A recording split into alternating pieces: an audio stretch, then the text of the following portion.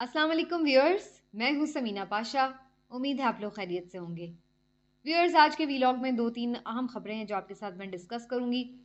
एक तो आपको बताएंगे कि सुप्रीम कोर्ट में जो सो मोटो केस चल रहा है उसमें क्या समाअत का अहवाल रहा, क्या उसमें चीज़ें हो रही हैं और आइंदा आने वाले दिनों में क्या होने वाला है, अदालत पर किस किस्म के प्रेशर हैं। वो प्रेशर सियासी भी हैं और गैर सियासी भी। सियासी तो वो हैं जैसे कि मरीम नवाज साहिबा की गुफ्तगू आप सुन ही रहे हैं, जिस तरह से वो कन्वेंशंस में कर रही हैं और क्या उनके अल्फाज हैं, उनके खिलाफ कार्रवाई क्यों नहीं हो रही। अब तो लोग ये भी मुतालबा कर रहे हैं। और उसके साथ साथ गैर सियासी प्रेशर कौन से हैं वो भी आपको मालूम है कि वो कौन सी कुव्वतें हैं जो बुनियादी तौर पर अदलिया के ऊपर प्रेशर डालकर हमेशा अपनी मनपसंद फैसले दिलवाने की कोशिश करती हैं। तो इस केस के हवाले से भी क्या सुप्रीम कोर्ट ऑफ पाकिस्तान को इसी किस्म के प्रेशर्स का सामना है, इसके ऊपर भी गुफ्तगू होगी। और थोड़ा सा आगे चलकर आपको बताएंगे कि किस तरह से कासिम अली शाह को उनकी मेहनत का सिला मिल गया है और वो आदमी मोटिवेशनल स्पीकर जो सारी ज़िंदगी ये लेक्चर देता रहा लोगों को कि नौकरी ना करो बल्कि अपना कारोबार करो, वो अच्छा खासा अपना कारोबार करता करता सरकारी नौकरी लेके बैठ गया है। तो ये क्या कहानी है, इस पर भी आपको आज के व्लॉग में बताएंगे। लेकिन पहले आपसे रिक्वेस्ट ये है कि चैनल को कर लें सब्सक्राइब और वीडियो को लाइक और शेयर भी किया करें और इसके साथ साथ अपने दोस्तों, रिश्तेदारों और अहबाब में इस चैनल से मुतालिक बताएं भी। व्यूअर्स, बड़ा केस है सुप्रीम कोर्ट में चल रहा और आप सब जानते हैं कि दो सूबों में जो इंतखाब नहीं हो रहे उसके ऊपर चीफ जस्टिस ने 9 रुकनी लार्जर बेंच बनाया जिसमें सुप्रीम कोर्ट के अहम जजेस जो हैं वो शामिल हैं। और इसमें मुज़ाहिर अली नकवी और जस्टिस जो एहसन साहब हैं वो भी शामिल हैं। अब प्रॉब्लम क्या है? प्रॉब्लम ये है कि दो जजेस के नाम के ऊपर एतराज़ है, एजाजुल एहसन साहब के और फिर मुज़ाहिर अली नकवी साहब के। और जो पहली इसमें दो समातें हुई हैं उनके ऊपर दो बुनियादी नकात उठाए गए हैं। दूसरी तरफ से उन्होंने कहा है कि जी ये दो जजेस को एक तो बेंच से अलहदा करें और दूसरा उन्होंने कहा है कि फुल कोर्ट बनाएं। फिर उन्होंने जो जस्टिस मंदोखेल हैं उनकी जानिब से खुद चीफ जस्टिस साहब को एक नोट दिया गया है कि जनाब इसका इसके ऊपर सुओ मोटो क्या बनता है। मेरे ख्याल से तो इस पर सुओ मोटो बनता ही नहीं है क्योंकि ये अवामी मफाद का केस नहीं है। तो ये दो तीन चीज़ें हैं जो फौरी तौर पर आईं। और एक अहम जो मामला हुआ वो जस्टिस अतर मिनल्ला और जस्टिस मंजूर अली शाह के रिमार्क्स के ऊपर भी बात हो रही है कि जिन्होंने ये कहा कि सबसे पहले तो ये देखना होगा कि असम्बलियों की तहलील भी ठीक से हुई है या नहीं हुई, क्या वो जायज़ वजूहात थी, जायज़ तरीके से उसकी हुई है या नहीं हुई, तो इसको भी एग्जामिन किया जा सकता है। तो ये कुछ चीज़ें अहम पॉइंट्स निकले जो दो तीन अहम समातों की। सबसे पहले तो ये बात हो जाए कि जो जस्टिस अता मंदोखेल साहब ने एक नोट दिया, वो नोट फारूक एच नाइक साहब जो कि पीपल्स पार्टी के वकील थे इस केस में, वो पढ़ के सुना रहे थे कि जनाब सुओ मोटो बनता भी है कि नहीं, ये देखें जस्टिस साहब ने खुद कहा। इस पर चीफ जस्टिस साहब ने बड़ी हैरानी से कहा कि ये नोट तो अभी हम तक नहीं पहुंचा, आप तक कैसे पहुंच गया? ये तो आप तक तो तब पहुंचता ना जब वो ऑर्डर का हिस्सा बन जाता। जब एक चीज़ अभी ऑर्डर का हिस्सा ही नहीं बनी तो आप तक कैसे वो लीक हो गई? तो ये एक बुनियादी नौयत का सवाल था। इससे आप अंदाज़ा लगा लें कि जो चीज़ें प्रिपेयर कराई जा रही हैं वो किस तरह से कराई जा रही हैं और किस तरह एक पूरी साजिश करके सुप्रीम कोर्ट के गिर्द घेरा डालने की कोशिश की जा रही है। और दूसरा जो अहम बात मैंने की आपसे मुज़ाहिर अली नकवी साहब से और जाजुल एहसन से मुतालिक, तो उसके ऊपर जो मरियम साहिबा ने जलसे में फरमाया वो तो किसी से ढका छुपा नहीं है। मतलब आपने सीधा सीधा सिटिंग जजेस को, जो कि सुप्रीम कोर्ट के जजेस हैं, उनको करप्ट कहा, उनको कॉम्प्रोमाइज़ कहा, उनको साजिशी कहा और उनके ऊपर बेंच फिक्सिंग के इल्ज़ामात लगाए और फिर जो कुछ पुराने जजेस थे उनको मिला के साजिशी टोला कहा और क्या कुछ नहीं उन्हें कहा। तो क्या ये सब चीज़ें अदालत की इज़्ज़त व वक़ार में इजाफे का बायस हैं? अब लोग तो ये सवाल करेंगे कि लाडला लाडला तो ये लोग इमरान खान को कहते थे, तो लाडली कहीं मरियम तो नहीं है? ये नई लाडली पैदा हो गई है कि जो मर्जी मुंह में आए जर्नैलों को बोलते, सिटिंग जर्नैल को। जब फैज़ हमीद साहब सिटिंग जर्नैल थे उस वक्त वो उनके ऊपर तनकीद करती रहती थी, उनको कोई पूछने वाला नहीं था, उनको कोई कटहरे में लाने वाला नहीं था। इधर आज़म सवाती साहब ने तो सिर्फ एक ट्वीट में नाम लिखा था, तो क्या उस बंदे का हाल कर दिया इन लोगों ने। तो इधर मरियम साहिबा को तो खुली छुट्टी है भाई, ये तो सही लाडली हैं, जिस तरह मर्जी जो मर्जी अल्फाज इस्तेमाल करें, जिसके लिए मर्जी करें, उनको कोई पूछने वाला ही नहीं है। मैं तो वाकई हैरान हूँ उस खातून की काबिलियत और सलाहियत पर कि ये किस तरह से, कैसे सबको, पूरे पूरे इदारों को इन्होंने इस तरह से अंडर प्रेशर किया हुआ है कि जो मर्जी आए बोलती रहती हैं और मजाल है कि कोई आगे से चूं कर जाए। सबको आगे लगाया हुआ है भाई इस खातून ने, क्या बात है। और उसके बाद अब जज साहिबान पे शुरू हो गई हैं, बेंच फिक्सिंग है, ये है वो, तो कोई किसी मतलब एक डिस्ट्रिक्ट सेशन कोर्ट की जज ज़ेबा चौधरी को बस इतना ही कहा कि जी आपके खिलाफ कार्रवाई करेंगे, तो उसके ऊपर जनाब तौहीन अदालत, माफिया मंगवा, तो ये वो जुडिशरी का अदल वक़ार, ये वो तरमिनल्ला साहब बड़े ऑनरेबल जज हैं, लेकिन उन्होंने कितना आगे जाकर उस चीज़ को उठाया था। तो अब वो कहाँ पर हैं? अब किसी ने नहीं सुना कि मरीम नवाज साहिबा ने क्या कहा है और किसके बारे में कहा है।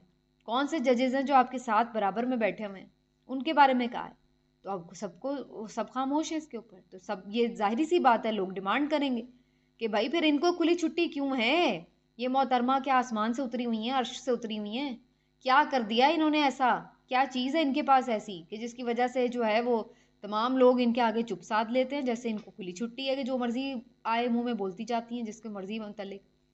तो अब ये बहुत ओपन सी चीज़ है कि जिस तरह से इन्होंने अंडर प्रेशर करने के लिए अदलिया के ऊपर ये अटैक रखा है, और ये मरियम ने भी बोला है और उसके बाद फिर बाकी भी उसी डगर पे शुरू हो जाती है पूरी PMLN। तो सबके हौसले बढ़ेंगे। अब जाहिर है अब तो फिर कोई जज भी अपनी इज्जत महफूज न समझे। और जहाँ तक एतराज़ करने की बात है, अगर ये रिवायत शुरू हो जाए कि भाई मुझे ये जज नहीं पसंद लिहाजा इसको अलग करो बेंच से, तो इस तरह तो फिर कभी ज़िंदगी में कोई बेंच ही नहीं बन सकता। भाई कल कला को फिर PTI बोलेगी हमें ये नहीं पसंद, इनको अलग करो, तीसरा बोलेगा मुझे ये नहीं पसंद, इसको अलग करो, फिर तो ना बेंच बनेंगे ना समाअत होगी। तो ये अजीब रवायत है। अगर आपको किसी पे एतराज़ है उसके पीछे कोई लॉजिक रीज़न होनी चाहिए, और वो है नहीं इनके पास। भाई अगर ये कह रहे हैं कि जी ये PMLN के खिलाफ हैं जजेस, तो बंदा पूछे ये केस कोई PMLN के खिलाफ है? कोई आपका कोई करप्शन का केस है कि आपको शक है कि जी ये आपके खिलाफ फैसला दे देंगे? ये तो 90 दिन में अदालत की में इलेक्शन की बात हो रही है। अब उससे PMLN कैसे मुतासिर हो रही है? क्योंकि PMLN तो पब्लिकली ये कह रही है कि हम तो इलेक्शन के लिए तैयार हैं। तो अब वो 90 दिन में इलेक्शन कराने का कहें या ना कहें, इस सूरत में PMLN के खिलाफ फैसला क्यों वो अपने खिलाफ क्यों समझ रही है इस फैसले को? तो ये तो किसी तरह भी आप नहीं साबित कर पा रहे कि इन जजेस पे आपको इतराज़ क्यों है। और अगर आपको ये लगता है कि माजी में इन्होंने कोई आपके खिलाफ फैसले दिए हैं, तो भाई मज़ाहिर अली नकवी साहब तो पनामा केस के वक्त सुप्रीम कोर्ट के जज तक नहीं थे, तो आपके खिलाफ तो उन्होंने आज तक कोई फैसला दिया ही नहीं, ना वो किसी बेंच का हिस्सा बने। तो आप किस चक्कर में उनके ऊपर एतराज़ उठा रहे हैं? तो कोई रीज़न तो आपको देनी पड़ती है। तो बिल्कुल फ्रिवलस किस्म की इनके ये बेहुदा किस्म के इल्ज़ामात जिसके कोई वेटेज नहीं है, और उसके ऊपर जो है मैं खुद इस बात की हामी नहीं हूँ कि किसी को भी मुकद्दस गाय बना दें, तनकीद ना हो, लेकिन कम अज़ कम आपकी तनकीद में कोई वज़न तो हो, कोई आइन और कोई कानून का मामला हो, तो फिर तो हम कह सकते हैं कि जी तनकीद बिल्कुल जायज़ है। लेकिन अगर आपके पास सिर्फ यही आपकी तनकीद है कि क्योंकि अंडर प्रेशर करना है, कि क्योंकि वो इलेक्शन का फैसला ना दे दें, तो ये चीज़ बड़ी ओपन है।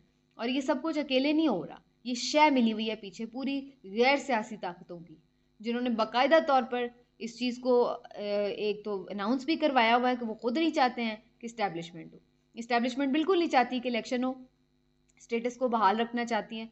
और ख़बरें ये चल रही हैं इस वक्त कि सुप्रीम कोर्ट ऑफ पाकिस्तान को भी ये मैसेज पहुंचाए गए हैं कि जनाब अक्टूबर तक किसी सूरत इलेक्शन नहीं होने चाहिए। अब बड़ा सवाल अदलिया के लिए है कि वो कितना इस प्रेशर को रिटेन कर पाती है, सस्टेन कर पाती है, किस तरह से डट कर जो है वो खड़ी हो पाती है, क्या इसको आइन और कानून के मुताबिक कैसे फैसला होता है। और ये केस इतना लंबा चलना नहीं चाहिए, इसी से पता चल जाएगा कि ये मामला जो है वो किस तरफ जा रहा है, क्योंकि 90 दिन में से आधा टाइम तो गुजरने ही वाला है।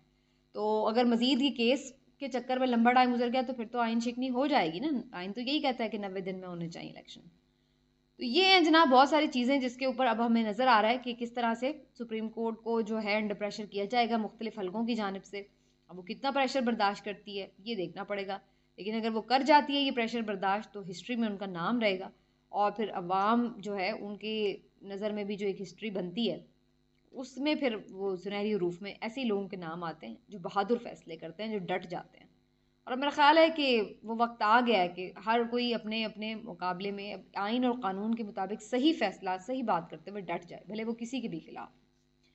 और अब ज़रा बात हो जाए उसकी जो खिलाफ बोला इमरान खान साहब के, और उसके बाद फिर उसको इनाम मिला इस बात का। मैं बात कर रही हूँ कासिम अली शाह साहब की, कि जिन्होंने इमरान खान साहब के ख़िलाफ़ कुछ गुफ्तगू की, और उसके बाद जी उन्होंने फिर बड़ी वो उसकी एक्सप्लेनेशंस भी देने की कोशिश की। उसके बाद तो मुझे समझ नहीं लगी वैसे कि वो कभी उसको एक्सप्लेन करते हुए नज़र आए, कभी उसको कंडेम करते हुए नज़र आए, कभी उसके ऊपर माफ़िया मांगते नज़र आए, तो कभी उसके ऊपर रद्द अमल पे गुस्सा नज़र आए।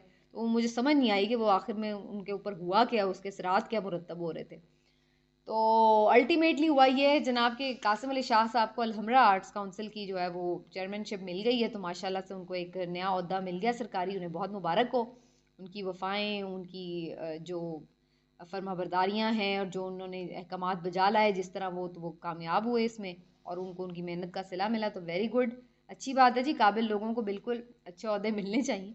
लेकिन ये बड़ी दिलचस्प बात है कि ये उन लोगों में से हैं जो हमेशा अपने मोटिवेशनल लेक्चर्स में ये लोगों को समझाते थे कि जनाब नौकरी नहीं करनी, आप अपना कारोबार करें, नौकरी से बंदा आगे नहीं बढ़ सकता, अपना कारोबार करें, नौकरी नौकरी होती है भले वो लाखों की हो। तो अब मज़े की बात ये है कि वो खुद सरकारी नौकर बन गए, तो अब वो मोटिवेशन उनकी कहाँ गई, ये एक बड़ा इंटरेस्टिंग सवाल है। लेकिन इस बात के ऊपर अब सोशल मीडिया पर काफ़ी फिर से उनके ऊपर ट्रोलिंग हो रही थी कि जनाब देखें उन्होंने ओहदा ले लिया। तो भाई बात ये कि इस हुकूमत ने तो वैसे भी ओहदों की बंदर बांट तो जारी है मुल्क के, चाहे जैसे भी हालात हो वाक़यात हो। लेकिन माशाल्लाह एक बात माननी पड़ेगी शहबाज शरीफ साहब की कि वो जो लोग कहते होते थे ना PMLN के बारे में कि जी ये खाते हैं तो लगाते भी हैं, तो ये बात उन्होंने हर मुश्किल मुआशी फैसलों के वक्त भी याद रखी है कि माशाल्लाह जो जो भी उनका साथ देता है उनको नवाजने का सिलसिला बहरहाल पूरा पूरा जारी है। तो गुड लक कासिम अली शाह साहब, आपका यूट्यूब चैनल मेरा ख्याल है और अच्छा चलेगा, तो all the best for you. आज के व्लॉग को यहीं समेटते अपना ख्याल रखिए नाज़रीन, अल्लाह हाफ़िज़।